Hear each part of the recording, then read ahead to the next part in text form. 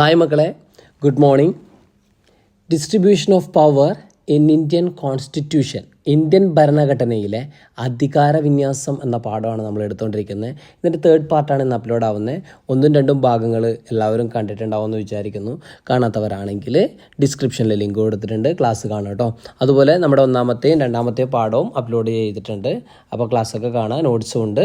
Okay, അപ്പോൾ class ഇഷ്ടപ്പെടുകയാണെങ്കിൽ ഫ്രണ്ട്സിനൊക്കെ ഷെയർ ചെയ്യുക, അതുപോലെ ലൈക്ക് ചെയ്യണം. എന്തെങ്കിലും അഭിപ്രായങ്ങളൊക്കെ ഉണ്ടെങ്കിൽ നിങ്ങൾക്ക് കമൻ്റായിട്ട് പറയാം കേട്ടോ.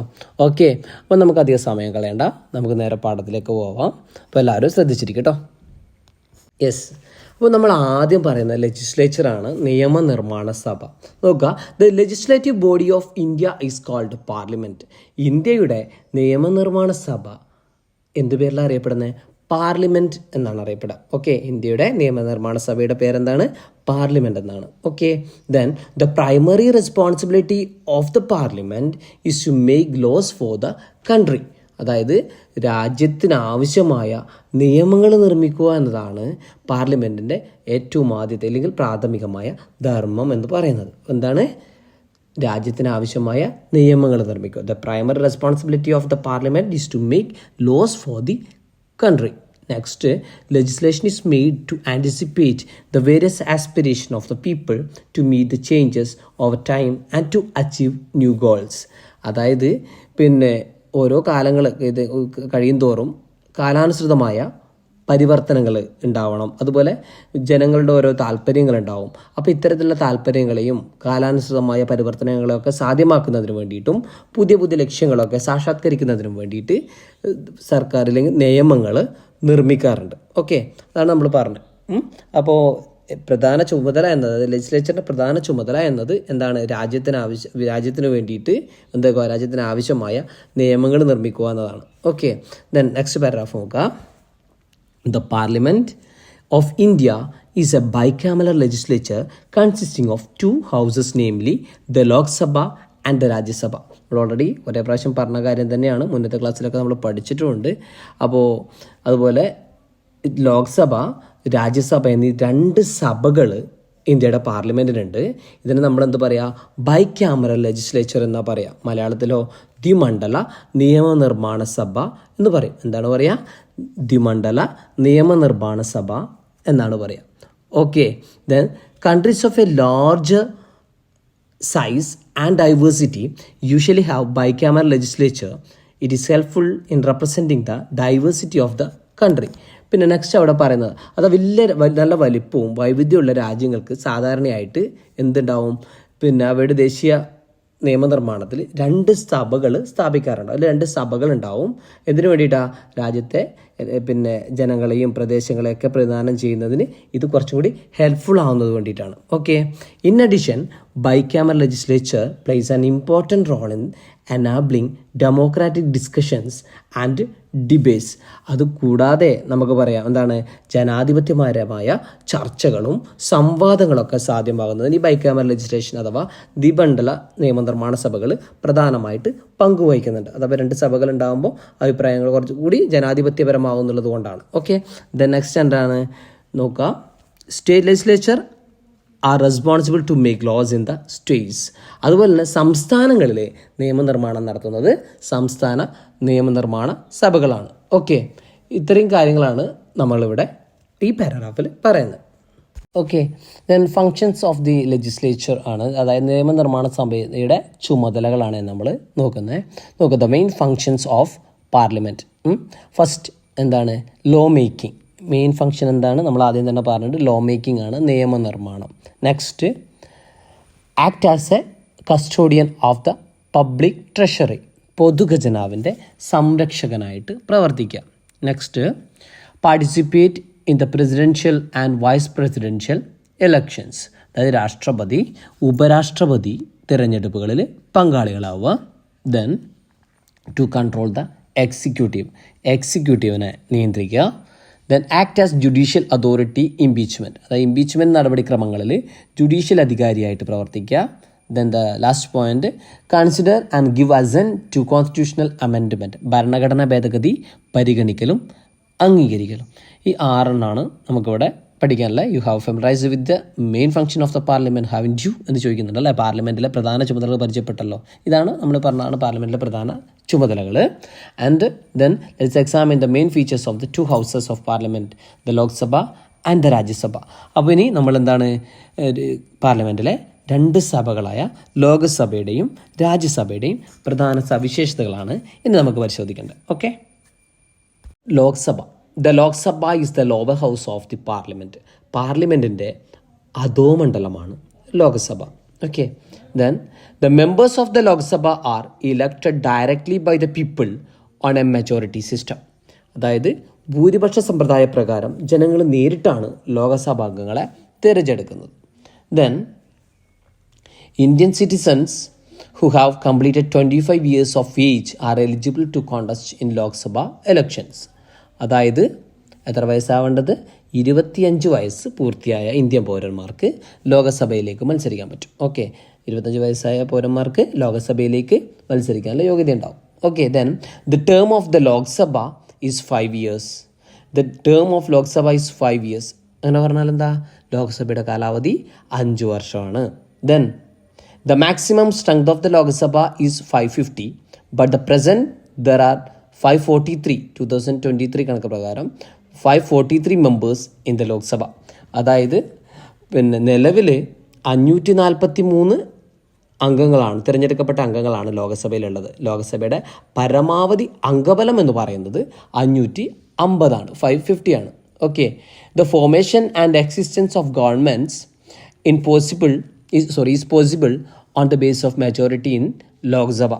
അതായത് ലോകസഭയിലെ ഭൂരിപക്ഷത്തിൻ്റെ അടിസ്ഥാനത്തിലാണ് സർക്കാരുകളുടെ രൂപീകരണവും നിലനിൽപ്പും സാധ്യമാവുന്നത്. ഓക്കെ, ലോകസഭയിലെ ഭൂരിപക്ഷത്തിൻ്റെ അടിസ്ഥാനത്തിലാണ് സർക്കാരുകൾ രൂപീകരിക്കുക, അതിൻ്റെ നിലനിൽപ്പും. Okay, then when a party or coalition fails to form a government or ruling party or its coalition loses its majority, the country goes to the general election. അതായത് ഒരു പാർട്ടിക്കോ അല്ലെങ്കിൽ സഖ്യത്തിനോ സർക്കാർ രൂപീകരിക്കാൻ കഴിയാത്ത സാഹചര്യത്തിലോ അല്ലെങ്കിൽ ഭരിക്കുന്ന പാർട്ടി സഖ്യത്തിന് ഭൂരിപക്ഷം, അതായത് ഈ ഭരിക്കുന്ന പാർട്ടി സഖ്യത്തിന് ഭൂരിപക്ഷം നഷ്ടപ്പെടുന്ന സാഹചര്യത്തിൽ എത്തിയാൽ രാജ്യം എന്തിലേക്ക് പോകും? ജനറൽ ഇലക്ഷനിലേക്ക് അഥവാ പൊതു തെരഞ്ഞെടുപ്പിലേക്ക് പോകും എന്നാണ് പറയുന്നത്. Okay, then it has more powers than the Rajya Sabha on financial matters. പിന്നെ ധനപരമായ വിഷയങ്ങളിൽ ലോകസഭയ്ക്ക് രാജ്യസഭയേക്കാൾ എന്തുണ്ട്? കൂടുതൽ അധികാരമുണ്ട്. Okay, then the Lok Sabha is chaired by the speaker. ആ ഒരു കാര്യം നമ്മളോട് പറയാൻ വിട്ടു പോയിട്ടുണ്ട്. ലോകസഭയുടെ അധ്യക്ഷൻ ആരാണ്? സ്പീക്കറാണ്. ഇതൊക്കെ നമ്മൾ കഴിഞ്ഞ വർഷം പഠിച്ചിട്ടുണ്ട്, ഓർമ്മയുണ്ടല്ലായിരിക്കും. യെസ്, നോക്കുക. Then next, the money bills and the non confidential motion are presented in the Lok Sabha. അപ്പോൾ എന്താണ്? ധനബില്ലും അവിശ്വാസ പ്രമേയവും അവതരിപ്പിക്കുന്നത് എവിടെയാണ്? ലോകസഭയിലാണ്. ഓക്കെ, ഇത്രയും കാര്യങ്ങളാണ് ലോകസഭയെക്കുറിച്ച് നമുക്ക് പറയാനുള്ള. ക്ലിയർ ആയി മക്കളെ? Next, Rajya Sabha. Rajya Sabha is the upper house of the parliament. പാർലമെൻറ്റിലെ ഉപരിസഭയാണ് രാജ്യസഭ എന്ന് പറയുന്നത്. Okay, it is a house in which representation is given to the states in proportion to their population. അതായത് ജനസംഖ്യാനുപാതികമായിട്ട് സംസ്ഥാനങ്ങൾക്ക് പ്രാതിനിധ്യം നൽകിയിരിക്കുന്ന സഭയാണ് Rajya Sabha. Okay, the next, members of the Rajya Sabha are elected members of the state legislative assemblies. അതായത് സംസ്ഥാന നിയമനിർമ്മാണ സഭകളിലെ തിരഞ്ഞെടുക്കപ്പെട്ട MLA ഉണ്ടാവില്ലേ, ഈ MLA രാജ്യസഭാംഗങ്ങളെ തിരഞ്ഞെടുക്കുന്നത്. Okay, then Indian citizens who have completed 30 years of age are eligible to contest in Rajya Sabha എന്ന് പറയാം. എന്താണ് അങ്ങനെ പറഞ്ഞാൽ? 30 വയസ്സ് പൂർത്തിയായ ഇന്ത്യൻ പൗരന്മാർക്ക് എന്ത് ചെയ്യാൻ പറ്റും? രാജ്യസഭയിലേക്ക് മത്സരിക്കാൻ വേണ്ടിയിട്ട് യോഗ്യതയുണ്ട്. Okay, then Rajya Sabha is a permanent house. Rajya Sabha എന്ന് പറയുന്നത് എന്താണ്? ഒരു സ്ഥിരം സഭയാണ്. The term of office of its members is 6 years. അപ്പോൾ അവിടുത്തെ സഭാംഗങ്ങളുടെ കാലാവധി എന്ന് പറയുന്നത് 6 വർഷമാണ്. Okay, 1/3 of its members retire every 2 years and elections are held to fill those vacancies. അതായത് 1/3 അംഗങ്ങൾ ഓരോ 2 വർഷം കൂടുമ്പോഴും വിരമിക്കുകയും ആ ഒഴിവുകളിലേക്ക് തിരഞ്ഞെടുപ്പ് നടക്കുകയും ചെയ്യുന്നുണ്ട്. Then Rajya Sabha is chaired by the vice president. Okay, ആരാണ് രാജ്യസഭയിലെ അധ്യക്ഷൻ? ഉപരാഷ്ട്രപതിയാണ് രാജ്യസഭയിലെ അധ്യക്ഷൻ. Okay, the maximum strength of the Rajya Sabha is 250. എത്രയാണ്? Maximum strength of the Rajya Sabha is 250. അതായത് രാജ്യസഭയുടെ പരമാവധി അംഗബലം എന്ന് പറയുന്നത് 250 okay, then 238 are elected and remaining 12 are nominated. ഇതിൽ 238 പേരെ തിരഞ്ഞെടുക്കുകയും 12 പേരെ രാഷ്ട്രപതി നാമനിർദ്ദേശം ചെയ്യുകയും ചെയ്യുക. Okay, yes. അപ്പോൾ എത്രയാണ്? 238 പേരെ എന്ത് ചെയ്യും?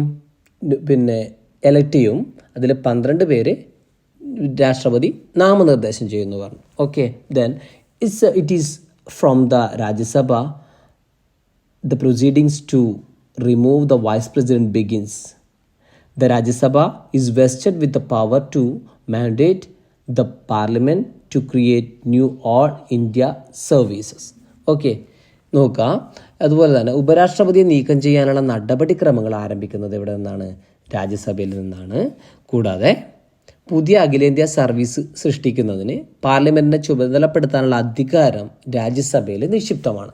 ഓക്കെ, ഇതാണ് അടുത്ത പോയിൻ്റായിട്ട് അവർ പറയുന്നത്. ഇത്രയും കാര്യങ്ങളാണ് രാജ്യസഭയെക്കുറിച്ച് പറയാനുള്ളത്. അപ്പോൾ നമ്മൾ ഇത് കഴിഞ്ഞ വർഷം നിങ്ങൾക്ക് ബുക്കൊന്ന് കഴിഞ്ഞ വർഷത്തെ ടെക്സ്റ്റ് ബുക്ക് ഉണ്ട്, നമുക്ക് നോക്കിയാൽ കാണാം. പോയിൻ്റായിട്ട് തന്നെ ഈ കാര്യങ്ങളൊക്കെ അതിന് കൊടുത്തിട്ടുണ്ട്. കുറച്ചുകൂടി ഡീറ്റെയിൽ ആയിട്ട് നമ്മൾ 9ാം ക്ലാസ്സിലെത്തും വന്നിരുന്നേ ഉള്ളൂ. എന്നാലും ഒട്ടുമിക്ക പോയിൻറ്റ്സും ഇതിലുണ്ട്. നമ്മൾ 8ാം ക്ലാസ്സിലെ ബുക്കിലുണ്ട്, അവർ ഗവൺമെൻറ് എന്ന് പറഞ്ഞ ചാപ്റ്ററിൽ. ഓക്കെ, അപ്പോൾ ഇത്രയും കാര്യങ്ങൾ നിങ്ങൾ മനസ്സിലായി മക്കളെ. Power to make laws in India is vested in the parliament. ഇന്ത്യയിൽ നിയമം നിർമ്മിക്കാനുള്ള അധികാരം ആർക്കാണുള്ളത്? പാർലമെൻറ്റിൽ നിക്ഷിപ്തമാണ്. ഇതാണ് പറയുന്നത്. Power to make the laws in India is vested in the parliament. There are several procedures and mandated by the constitution and formed in due course as well in the legislative process. Next പറയുന്നത് എന്താണ്? അതായത് ഈ നിയമനിർമ്മാണ പ്രക്രിയ എന്ന് പറയുമ്പോൾ ഭരണഘടന അനുശാസിക്കുന്നതും പിന്നീട് രൂപപ്പെട്ടു വന്നതായ നിരവധി നടപടിക്രമങ്ങളുണ്ട്. അപ്പോൾ നിയമനിർമ്മാണം എന്ന് പറയുന്നത് എന്താണ്? ജസ്റ്റ് ഒരു ടെക്നിക്കൽ പ്രോസസ്സ് അല്ല. Law making is not just a technical process, അതായത് സാങ്കേതിക പ്രക്രിയ മാത്രമല്ല, but also a political process, ഒരു രാഷ്ട്രീയ പ്രക്രിയ കൂടിയാണെന്നാണ് പറയുന്നത്.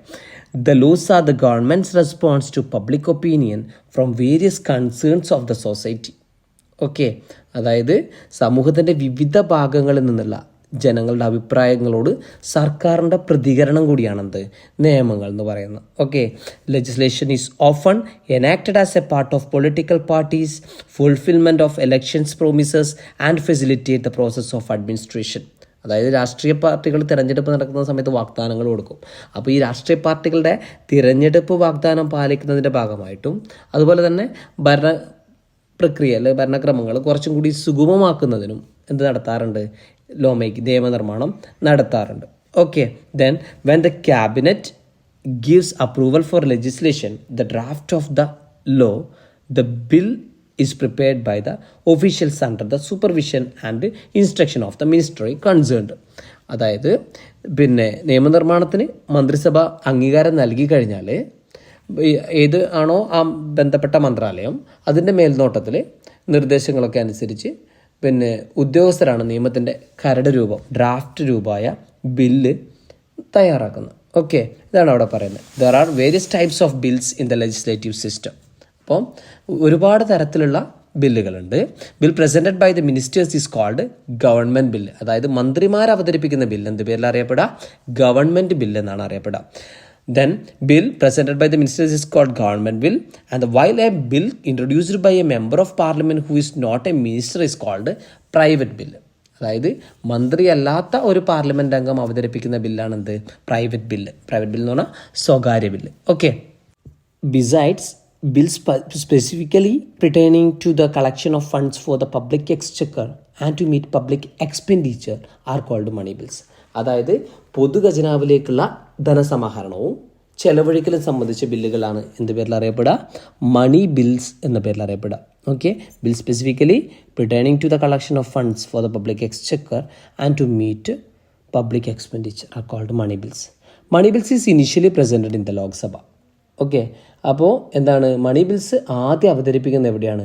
ലോകസഭയിലാണ് അവതരിപ്പിക്കുക. Then bills other than money bills are called non money bills. അതായത് ധനബില്ലുകളല്ലാത്തവയാണ് എന്ത് പറയുക, ധനേതര ബില്ലുകൾ എന്ന് പറയാം. ധനബില്ലുകളല്ലാത്തതിനെ നമ്മൾ എന്ത് പറയും, ധനേതര ബില്ലുകൾ എന്ന് പറയും മലയാളത്തിൽ. Okay, then constitutional amendment bills are ordinary bills fall under the category of non money bills. അതായത് ഭരണഘടനാ ഭേദഗതി ബില്ലുകളും സാധാരണ ബില്ലുകളും ഒക്കെ എന്ത് പേരിൽ അറിയപ്പെടുക, ഈ പറഞ്ഞ നോൺ മണി ബിൽസ് അഥവാ ധനേതര ബില്ലുകളായിട്ടാണ് കണക്കാക്കുക. ഓക്കെ, ഇത്രയും കാര്യമാണ് നമ്മൾ ഈ പാരഗ്രാഫിൽ നമുക്ക് മനസ്സിലാക്കാനുള്ളത്. ക്ലിയർ ആയിനോ? Let us familiarize with the different stages through a bill becomes a law. ഒരു ബില്ല് നിയമമാകുന്ന വിവിധ ഘട്ടങ്ങളാണ് നമ്മൾ പരിചയപ്പെടാൻ പോകുന്നത്. ഓക്കെ, അപ്പോൾ നോക്കുക. First reading, any bill other than a money bill is presented in either house by a minister or a private member. അപ്പോൾ ധനബില്ലല്ലാത്ത ഏതൊരു ബില്ലും ഇരു സഭകളിലും ഏതെങ്കിലും ഒന്നിൽ മന്ത്രിയോ അല്ലെങ്കിൽ ഏതെങ്കിലും സ്വകാര്യ അംഗമോ അവതരിപ്പിക്കുന്നു. ഓക്കെ, ഇതാണ് ഫസ്റ്റ് റീഡിങ്. നമ്മൾ പറഞ്ഞിട്ടുണ്ടായിരുന്നു മുന്നത്തെ ക്ലാസ്സിൽ അല്ലേ, ഏത് സഭയിലാണോ ഈ ബില്ല് ആദ്യം അവതരിപ്പിക്കുന്നതിന് നമ്മൾ ഫസ്റ്റ് ഹൗസ് എന്നും രണ്ടാമത് അവതരിപ്പിക്കുന്നത് സെക്കൻഡ് ഹൗസ് എന്നൊക്കെ പറയുന്നതൊക്കെ നമ്മൾ മുന്നേ പഠിച്ചിട്ടുണ്ട്. ഓക്കെ, അപ്പം ഇതാണ് ഫസ്റ്റ് റീഡിംഗ് എന്ന് പറഞ്ഞാൽ. നെക്സ്റ്റ് നോക്കിയേ, സെക്കൻഡ് റീഡിംഗ് എന്താ? At the stage the bill is either sent to a committee for examination or debated within the house itself. Changes or amendments can be accepted during this stage. അതായത് ഈ രണ്ടാം വായന എന്ന് പറയുന്നത് അല്ലെങ്കിൽ second റീഡിങ്ങിൽ എന്താ പറയുക, ഈ ഘട്ടത്തിൽ ബില്ല് കമ്മിറ്റിയുടെ പരിഗണനയ്ക്ക് അയക്കുകയോ അല്ലെങ്കിൽ സഭയിൽ തന്നെ ചർച്ച ചെയ്യുകയോ ചെയ്യുന്നു.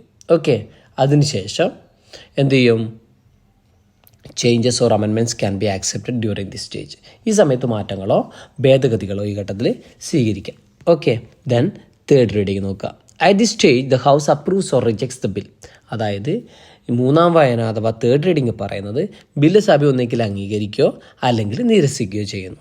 ഇതാണ് ഈ 3 steps. Okay, first reading, second reading, third reading. Then, once the bill completes all stages in the houses where it was initially introduced, the same process is being repeated in the second house. Okay, അപ്പോൾ bill ആദ്യം അവതരിപ്പിച്ച സഭയിൽ നടപടിക്രമങ്ങൾ പൂർത്തിയായാൽ ഇതേ പ്രക്രിയ എവിടെ ഉണ്ടാവും? Second house അഥവാ രണ്ടാമത്തെ സഭയിൽ. എവിടെയാണോ രണ്ടാമത് അവതരിപ്പിക്കുന്നത് അതാണ് സെക്കൻഡ് ഹൗസ്. അപ്പോൾ രണ്ടാമത്തെ സഭയിലും ആവർത്തിക്കപ്പെടുന്നു. Okay, then if both houses agree on the final version of the bill, it is then submitted to the president for assent.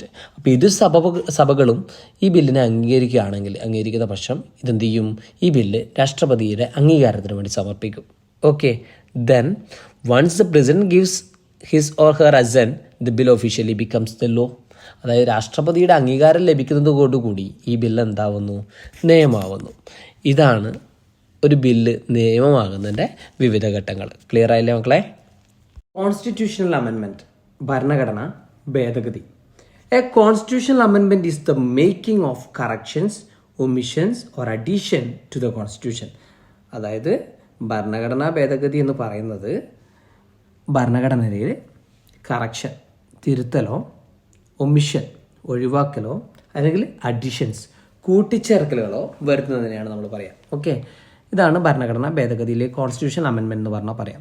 Amendment process is helpful in altering the constitution from time to time considering socio political needs. അതായത് സാമൂഹിക രാഷ്ട്രീയ ആവശ്യങ്ങളെ പരിഗണിച്ച് കാലാനുസൃതമായിട്ട് ഭരണഘടനയിൽ മാറ്റം വരുത്തുവാൻ ഈ ഭേദഗതി പ്രക്രിയ സഹായമാവുമെന്ന് പറയാം. Then the power of the amend the constitution of India is vested with parliament. അതായത് ഭരണഘടനാ ഭേദഗതി ചെയ്യുന്നതിനുള്ള അധികാരം ആർക്കേയുള്ളൂ? പാർലമെൻറ്റിൽ മാത്രം നിക്ഷിപ്തമാണെന്ന് പറയുന്നു. Then the article 368 empowers the parliament to amend the constitution. The amendment bill does not require the prior assent of the president. അതായത് ഭരണഘടനാ അനുച്ഛേദം 368 പ്രകാരം, ആർട്ടിക്കിൾ 368 പ്രകാരമാണ് പാർലമെൻറ്റിന് ഭേദഗതിക്കുള്ള അധികാരം ലഭിക്കുന്നത്. ഓക്കെ, അതുപോലെ തന്നെ ഈ ഭേദഗതി ബില്ലിന് രാഷ്ട്രപതിയുടെ മുൻകൂർ അനുമതിയൊന്നും ആവശ്യം വരുന്നില്ല. Okay, for the constitutional amendment bill to become the law the approval of both houses of the parliament is essential. അതായത് ഈ ഭേദഗതി ബില്ലിന് രാഷ്ട്രപതി മുൻകൂർ അനുമതി ആവശ്യമില്ല എന്ന് പറഞ്ഞു. അതുപോലെ തന്നെ ഭരണഘടനാ ഭേദഗതി ബില്ല് നിയമമാകണമെങ്കിൽ ഇരു സഭകളുടെയും എന്ത് വേണം? അംഗീകാരം അനിവാര്യമാണ്, ഒഴിച്ചുകൂടാൻ പറ്റാത്തതാണ്. 2 സഭകളുടെയും അംഗീകാരം വേണം. അത് ഓർത്ത് വെക്കണേ. Then there is no such procedure as joint sitting of the 2 houses to resolve disputes over the constitutional amendment bill. അപ്പോൾ ബില്ലിൻ്റെ മുകളിൽ തർക്കങ്ങൾ ഉണ്ടാവും. അപ്പോൾ ഇരു സഭകൾക്കും ഇടയിൽ ഈ ഭരണഘടനാ ഭേദഗതി ബില്ലിന് മേലെ തർക്കങ്ങൾ പരിഹരിക്കുന്നതിനായിട്ട് നമ്മൾ ഈ സംയുക്ത സമ്മേളനമൊക്കെ നമ്മൾ മുമ്പ് പഠിച്ചിട്ടുണ്ട്. ഈ സംയുക്ത സമ്മേളനം പോലുള്ള നടപടിക്രമമൊന്നുമില്ല. ഓക്കെ.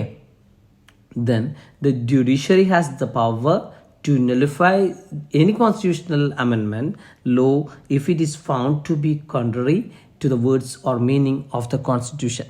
അതായത് പിന്നെ ഏതെങ്കിലും ഒരു ഭരണഘടനാ ഭേദഗതി നിയമം ഭരണഘടനയുടെ വാക്കുകൾക്കോ അർത്ഥത്തിനോ വിരുദ്ധമാണെന്ന് കണ്ടാൽ ആ നിയമത്തെ അസാധുവാക്കാൻ വേണ്ടിയിട്ട് ജുഡീഷ്യറിക്ക് അധികാരമുണ്ട്. ഇത്രയും കാര്യമാണ് നമ്മൾ ഈ പാരഗ്രാഫിൽ നിന്ന് മനസ്സിലാക്കേണ്ടത്. ക്ലിയർ അല്ലേ മക്കളെ? മെത്തേഡ്സ് ഓഫ് അമെൻമെൻറ്റ്, ഭേദഗതി രീതികൾ. ഇപ്പം 3 തരം ഭേദഗതികളാണുള്ളത്. അപ്പം നോക്കുക, 1 flexible amendment, 2 rigid amendment, 3 more rigid amendment. അപ്പോൾ 1 ഫ്ലെക്സിബിൾ അമെൻമെൻറ്റ് എന്താ നോക്കുക. മലയാളത്തിൽ നമ്മൾ അയവുള്ള ഭേദഗതി എന്നാണ് പറയുക. ഓക്കെ.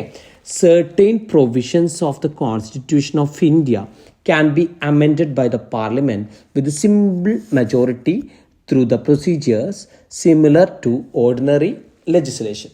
അതായത് പിന്നെ സാധാരണ നിയമനിർമ്മാണത്തിന് സമാനമായ നടപടിക്രമങ്ങൾ വഴി ഭരണഘടനയിലെ ചില വകുപ്പുകൾ ഭേദഗതി ചെയ്യാൻ പറ്റും. ഇതിനെയാണ് നമ്മൾ ഫ്ലെക്സിബിൾ അമെൻമെൻറ്റ് എന്ന് പറയാം. അതിന് എക്സാമ്പിളായിട്ട് കൊടുത്തിട്ടുണ്ട്. എന്താണ്?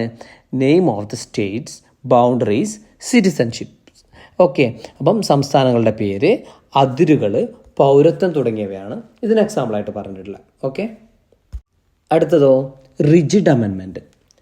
എന്താ നോക്കിയേ, മലയാളത്തിൽ നമ്മൾ ദൃഢമായ ഭേദഗതി എന്നാ പറയാം. A special majority of the both houses of the parliament is required to make amendments in certain important provisions. അതായത് ചില പ്രധാനപ്പെട്ട വകുപ്പുകളിൽ ഭേദഗതി വരുത്തുവാൻ പാർലമെൻറ്റിലെ ഇരു സഭകളുടെയും പ്രത്യേക ഭൂരിപക്ഷം ആവശ്യമാണ്. ഓക്കെ. അപ്പോൾ എന്താണ്, ചില പ്രധാനപ്പെട്ട വകുപ്പുകളിൽ ഭേദഗതി വരുത്തുവാൻ വേണ്ടിയിട്ട് പാർലമെൻറ്റിലെ ഇരു സഭകളുടെയും പ്രത്യേക ഭൂരിപക്ഷം നമുക്ക് ആവശ്യമായിട്ട് വരുന്നുണ്ട് ഇവിടെ. ഓക്കെ. അതിന് എക്സാമ്പിൾ എന്താണ്? ഫണ്ടമെൻ്റൽ റൈറ്റ്സ്, മൗലികാവകാശങ്ങൾ, ദെൻ ഡയറക്റ്റീവ് പ്രിൻസിപ്പിൾസ്, മാർഗനിർദ്ദേശങ്ങൾ, തത്വങ്ങൾ തുടങ്ങിയവയാണ്. നെക്സ്റ്റ് മോർ റിജിഡ് അമെൻമെൻ്റ് ആണ്. മലയാളത്തിൽ നമ്മൾ അതിദൃഢമായ ഭേദഗതി എന്ന് പറയും. Some very crucial provisions can be amended only with the special majority of both house of the parliament along with the approval of not less than half of the states. അതായത് ചില അതിപ്രധാനമായ വകുപ്പുകളിൽ പാർലമെൻറ്റിൻ്റെ ഇരു സഭകളുടെയും പ്രത്യേക ഭൂരിപക്ഷം കൂടാതെ തന്നെ അതിൻ്റെ കൂടെ തന്നെ എന്ത് വേണം? പകുതിയിൽ കുറയാത്ത സംസ്ഥാനങ്ങളുടെ അംഗീകാരം കൂടി ഉണ്ടാവണം. എങ്കിൽ മാത്രമേ എന്ത് ചെയ്യാൻ പറ്റുള്ളൂ? ഭേദഗതി ചെയ്യാൻ വേണ്ടിയിട്ട് കഴിയുള്ളൂ. അവിടെ എക്സാമ്പിളായിട്ട് പറയുന്നുണ്ട് division of powers between centre and state, representation of the people's act, അതായത് കേന്ദ്ര സംസ്ഥാന അധികാര വിഭജനവും അതുപോലെ തന്നെ ജനപ്രാതിനിധ്യ നിയമം തുടങ്ങിയവയാണ് ഇതിന് എക്സാമ്പിളായിട്ട് പറയുന്നത്. പറഞ്ഞ കാര്യങ്ങൾ ക്ലിയർ ആയില്ലേ? ഡൗട്ട്സ് ഒന്നും ഇല്ലല്ലോ? പിന്നെ നമ്മൾ കഴിഞ്ഞ ക്ലാസ് പറഞ്ഞിട്ടുണ്ടായിരുന്നു ലാസ്റ്റ് പാർട്ടായിട്ട് നമുക്ക് 3rd വീഡിയോ അപ്ലോഡ് ചെയ്യാൻ പറ്റുന്നു. പക്ഷേങ്കിൽ കുറച്ച് ഭാഗം കൂടി ഉള്ളതുകൊണ്ടും വീഡിയോയ്ക്ക് ദൈർഘ്യം കൂടുന്നതുകൊണ്ടും നമ്മൾ ഒരു പാർട്ട് കൂടിയായിട്ട് നമുക്ക് ക്ലാസ് ചെയ്യാം. അപ്പോൾ ഇന്ന് വരെയുള്ള കാര്യങ്ങൾ, ഇന്ന് പഠിപ്പിച്ച കാര്യങ്ങൾ ക്ലിയർ ആയിട്ടുണ്ടാവുമെന്ന് വിചാരിക്കുന്നു. എന്തെങ്കിലും അഭിപ്രായങ്ങൾ ഉണ്ടെങ്കിൽ നിങ്ങൾക്ക് കമൻറ്റായിട്ട് ഇടാം. ഇടയ്ക്ക് നോട്ട്സൊക്കെ ചോദിക്കാറുണ്ട്. അപ്പോൾ നോട്ട്സ് പാഠം കഴിഞ്ഞ ഉടനെ നോട്ട്സ് അപ്ലോഡ് ചെയ്ത് തരും. ഓക്കെ. അപ്പോൾ നമ്മുടെ മറ്റു വിഷയങ്ങളുടെ ക്ലാസ്സും അപ്ലോഡ് ആവുന്നുണ്ട്. എല്ലാവരും ക്ലാസ്സൊക്കെ കാണുക, നിങ്ങളുടെ അഭിപ്രായങ്ങളൊക്കെ പറയാം. അപ്പോൾ നമ്മുടെ വീഡിയോസൊക്കെ ലൈക്ക് ചെയ്യുക, ഷെയർ ചെയ്യുക. ഓക്കെ. ചാനൽ സബ്സ്ക്രൈബ് ചെയ്യാത്ത ഫ്രണ്ട്സൊക്കെ ഉണ്ടെങ്കിൽ ഒന്ന് സജസ്റ്റ് ചെയ്ത് കൊടുക്കാം. ഓക്കെ. അപ്പോൾ നമുക്ക് അടുത്ത ക്ലാസ് കാണാം. Okay, by.